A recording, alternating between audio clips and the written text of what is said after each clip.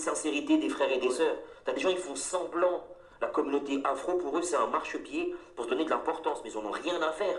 Ouais, ça c'est vrai. Il y en a, ils font semblant, mais quand t'es dans les coulisses, t'es dégoûté du nombre de frères et des sœurs qui font semblant. Eux, en fait, ce qu'ils veulent, c'est juste exister. C'est pas le bien-être des frères et des sœurs qui sont derrière, qui sont dans l'anonymat, pour les aider. C'est pas ça leur objectif. Leur objectif, c'est eux, leur poche. Blaf, bonjour, Africains, Africaines, Afrodescendants, Afrodescendantes.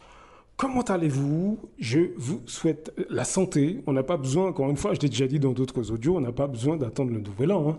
Moi, je vous souhaite la santé, la forme. La santé, c'est quand même assez important, très important, si ce n'est le plus important. Donc, je vous souhaite d'être au top de votre forme. L'histoire d'Aliko Dangote est un bel exemple, je l'ai déjà dit dans différents audios, est un bel exemple de ce que font des afrodescendants contre leurs semblables. Pour ceux qui ne savent pas, Aliko Dangote, le milliardaire nigérian, a été saboté par son propre gouvernement. Donc vous imaginez des Nigérians eux-mêmes, hein, qui l'ont saboté. Faites des recherches, hein, je ne vais pas refaire l'historique, mais c'est pour vous montrer à quel point ces noirs malades que je vous décris dans toutes ces vidéos, est-ce que vous voyez où ils sont placés, ces gens? Est-ce que vous voyez? Parce qu'ils sont dans la politique, ils sont dans les médias, ils sont dans le monde artistique, ils sont dans toutes ces sphères, mais ils sont aussi sur toute l'échelle sociale, hein. Ils sont au sein des masses populaires, ils sont parmi vos amis, parmi vos familles, et vous ne vous rendez pas compte de leur état délabré, de leur, je dirais, de leur maladie mentale, de leur maladie. Vous ne vous rendez pas compte. D'ailleurs, je vous ai déjà parlé d'Aberlinda Lopez. Retrouvez sa vidéo sur... J'avais mis un extrait... j'ai mis plusieurs extraits dans différentes vidéos, mais je ne sais plus les titres. Mais retrouvez la chaîne Black Spirit. Tapez Aberlinda Lopez, Lopes, et vous tomberez sur ses vidéos. Et il y a une vidéo qu'elle a fait sur Black Spirit où elle explique ses mécanismes. Je vous mets un petit extrait rapide et ensuite on continue. M'interpelle et je me dis, bon, on va en discuter avec notre spécialiste psychologue. Parce que pour moi, ça relève, même au-delà de la psychologie, pour moi, c'est de la psychiatrie. Comment tu peux détruire quelqu'un qui te fait du bien? C'est la haine de soi, tout simplement. Là, on est même un peu loin de l'amour de soi, ou voilà, c'est un concept, on va dire. Là, c'est la haine de soi et la haine de soi et la haine de son semblable, en fait. Comme si, du fait de ne pas s'aimer réellement, et de ne pas réellement être en équilibre avec soi-même, on rentre dans cette compétition avec l'autre. C'est ça, hein, qui nous met en compétition. Quand on aime, quand on s'aime, et qu'on aime ce qu'on est, et qu'on aime ce qu'on représente, il n'y a pas de compétition. La seule compétition, c'est avec soi-même. Quand on est en compétition avec l'autre, c'est qu'il y a un problème dans notre ego, en fait. Notre ego a besoin d'être alimenté à travers l'autre. Et malheureusement, ça, c'est très présent chez nous, où notre ego est finalement très éméché, très fragilisé. Et donc, pour pouvoir nourrir notre ego, on se sent presque obligé d'aller détruire l'autre. Parce que si l'autre réussit, notre ego va être encore plus fragilisé. C'est comme ça, en tout cas, que certaines personnes vivent. Effectivement, ça relève presque de la psychiatrie, parce que c'est vraiment un trouble, pour le coup, de l'ego qui est à un niveau incroyable, parce que, justement, il n'est pas vraiment bien nourri. Finalement, c'est des gens qui ont beaucoup d'ego, mais parce que l'ego n'est pas nourri correctement et l'amour de soi n'est pas là, n'est pas présent. Du coup, on est dans la haine envers soi-même et on préfère détruire plutôt que construire. Normalement, je parle de la norme, hein, vraiment naturelle.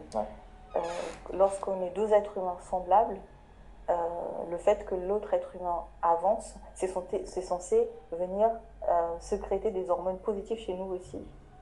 Mais quand nous-mêmes, on ne se reconnaît pas en tant que tel, en tant que quelqu'un qui mérite, quelqu'un qui a le droit d'avoir, quelqu'un qui a le droit d'être heureux, de voir l'autre être humain heureux, c'est insupportable. C'est insupportable. Et il y a beaucoup de personnes qui ne supportent pas de voir l'autre heureux parce que c'est insupportable. Mais pourquoi? Parce que la personne elle-même pense qu'elle ne mérite pas d'être heureuse, donc l'autre ne mérite pas non plus. Donc voilà les explications scientifiques. Hein, c'est une psychologue, Daberlinda Lopez. Ok.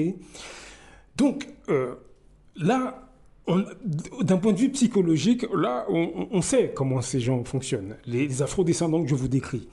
Okay, on sait comment maintenant ils fonctionnent, on le sait depuis des générations. Hein. C'est pas maintenant. Le souci, c'est que ces personnes, ces noirs malades qui sont dans notre quotidien, ils nous ont convaincus de ne pas s'intéresser à nos psychologues et nos psychiatres de nos communautés, ceux qui sont intègres. Par des moqueries, par des mises à l'écart, on vous traite de révolutionnaires, etc., etc. Maintenant, on va voir comment eux sont récupérés par les Occidentaux, et ça c'est depuis plusieurs générations. Vous avez une ambassadrice française qui était au Ghana, qui explique sa stratégie au Ghana, mais en fait, sa stratégie de communication, c'est la même depuis plusieurs générations. Depuis les débuts de la colonisation, cette stratégie est la même. Évidemment, les arguments ont peut-être été différents, mais le fond était exactement le même. Je vous laisse écouter, on en parle juste après. S'agissant de la riposte, je crois que la première des ripostes, c'est le narratif positif. À partir du moment où on arrive à faire douter les gens, et je pense que c'est ce que j'ai eu la chance de pouvoir, ce à quoi j'ai pu parvenir au Ghana, c'est qu'aujourd'hui, lorsque quelqu'un sur mes réseaux, dans le fil ou dans le fil de blogueurs qui évoquent des actions de la France, va dire quelque chose de négatif, on dit oui, mais on sait bien que la France, dans les pays francophones, etc., je n'ai même plus besoin d'intervenir. Ce sont les abonnés qui, pendant plusieurs années, m'ont vu fonctionner, vont dire, mais enfin, tu vois bien que ça ne tient pas la route. Et vont eux-mêmes répondre, et vont eux-mêmes, avec leurs propres mots, parfois dans leur propre langue, répondre en disant, mais qu'est-ce que tu dis comme bêtise, tu te laisses manipuler, etc. Et j'ai même plus besoin de répondre. Et ça, c'est vraiment, à partir du moment où vous avez donné ce narratif qui est positif, que vous faites douter, vous allez créer une dissonance cognitive où les gens vont se dire, je veux bien qu'on me dise que la France, c'est des méchants. Mais moi, ce que je vois, c'est qu'ils ont fait cette autoroute, c'est qu'ils ont permis d'avoir de l'électricité dans cet hôpital, c'est qu'ils financent des associations et des artistes, ils font ceci. En fait, tout ce que je vois concrètement, c'est que la France nous aime et nous aide. Donc je veux bien ce narratif qui consiste à dire la France c'est des méchants, mais ce n'est pas ce que je constate moi sur le terrain. Et c'est à ça que nous devons parvenir, c'est vraiment d'arriver à ce que les gens doutent lorsque on leur dit des choses négatives. Vous avez entendu, est-ce que vous avez entendu, mes amis? Est-ce que vous avez vu comment ça se passe? Vous pouvez aller voir la vidéo, hein, c'est l'Afrique et leur passé, leur présent et leur avenir. C'est sur la chaîne Pensée Kamit. Allez voir l'entièreté de la vidéo. Mais vous avez entendu la stratégie? C'est de convaincre les noirs malades, complexés, qui ne réfléchissent pas. Les convaincre que eux sont des sauveurs. Okay, et ces personnes qui sont sur toutes les chaînes sociales et également au sein de vos familles, parmi vos amis, etc., ben ce sont eux qui vous combattent au quotidien. Mais en fait, c'est par égoïsme.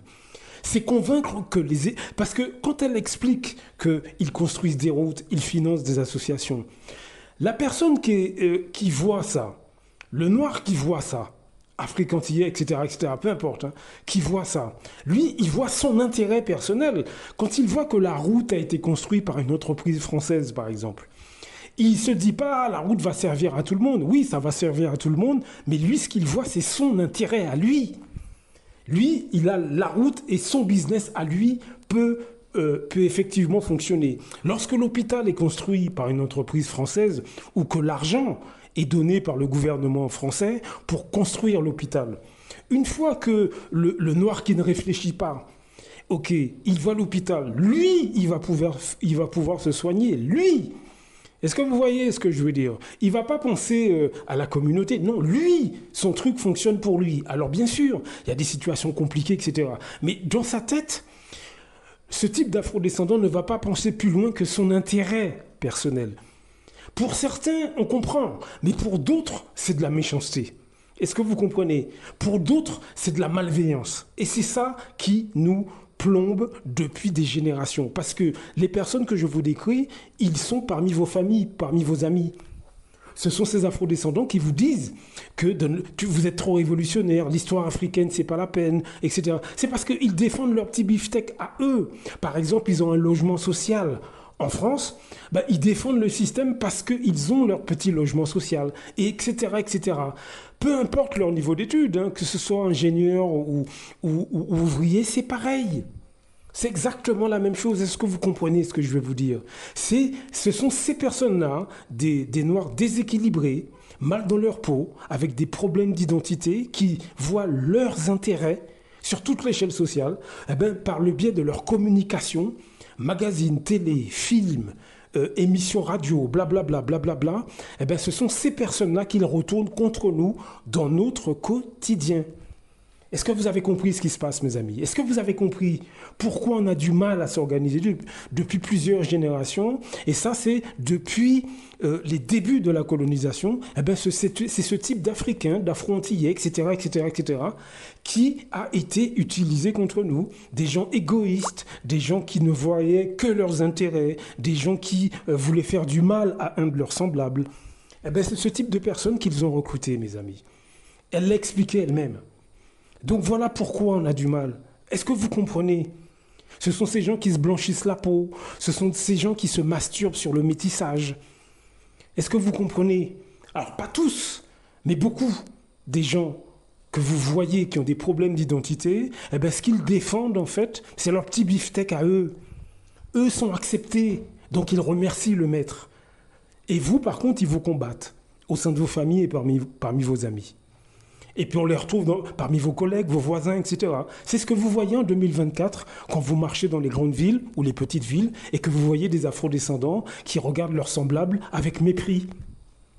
Voilà les personnes que vous voyez, ce sont ces noirs malades convaincus que le système c'est leur papa et leur maman. Blaf! À très bientôt. Beaucoup d'Africains se lèvent contre des autres Africains. C'est généralement à travers la corruption. L'Europe, l'Occident le sait. La meilleure façon de faire tomber un Africain qui se lève pour les intérêts des Africains, il faut aller corrompre ses amis ou ses compatriotes. C'est comme ça que c'est toujours à cause de l'argent. Celui qui a fait tomber son cara, il a fait beaucoup. C'est parce qu'il voulait être son cara à la place de son cara.